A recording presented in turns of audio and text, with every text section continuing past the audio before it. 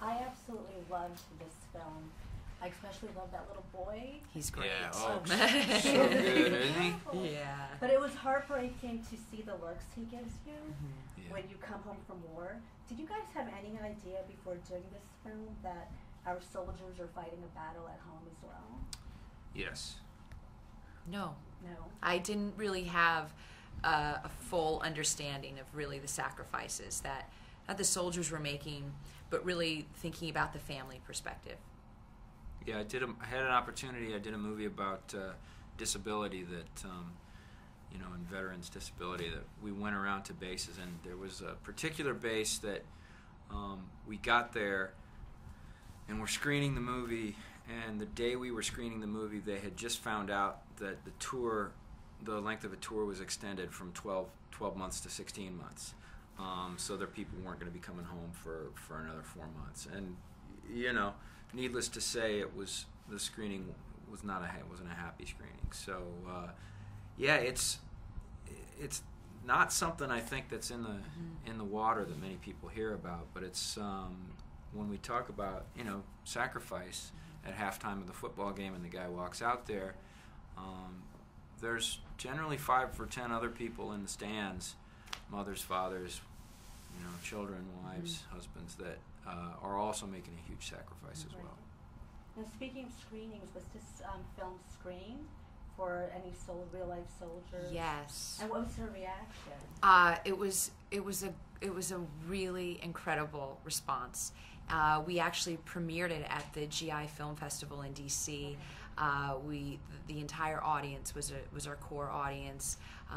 Lots of men, women, generals, admirals, troops, people getting ready to deploy, and it was overwhelmingly positive. And it was, from their words, a true depiction of what their experiences are. And for me, that was honestly one of the proudest moments I think I've had as an actor.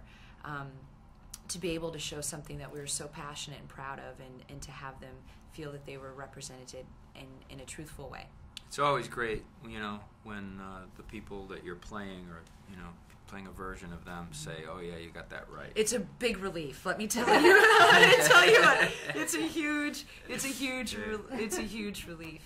Did any of those women have long hair? Did they have to cut their hair? You know, oh no. I mean, I think that's also a misconception. I think what's interesting about this movie is that I think there's a real misconception of people, that civilians, maybe people in uniform. You know, I spent a lot of time with female soldiers, and we'd be on post, and they would be in uniform, and they'd say, "Well, I'll meet you in the parking lot, and we'll have a chat afterwards." And then we'd meet, and they'd be in short skirts and a cute top, and their hair would be down, and they'd have their makeup on, and you just sort of forget that these women are still women, you know, and you can be, you know, wear no makeup and wear your hair in a bun and wear something that's not that feminine, but you can still be a lady. And so I think that's sometimes maybe a misconception. Maggie, welcome back.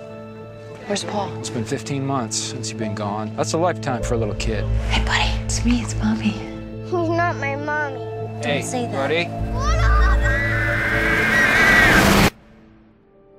He wants nothing to do with me. You just have to be patient, sweetheart. Michelle, in the film, your character Maggie says to Ron's character, "If a guy has to go away to work, no one questions it.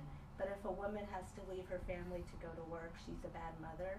As actors, you have to go on location a lot, the both of you. How do you stay connected with your kids so they don't look at you like, "Who are you again?" That's a great question. That happens a lot in my life. I leave home quite a bit.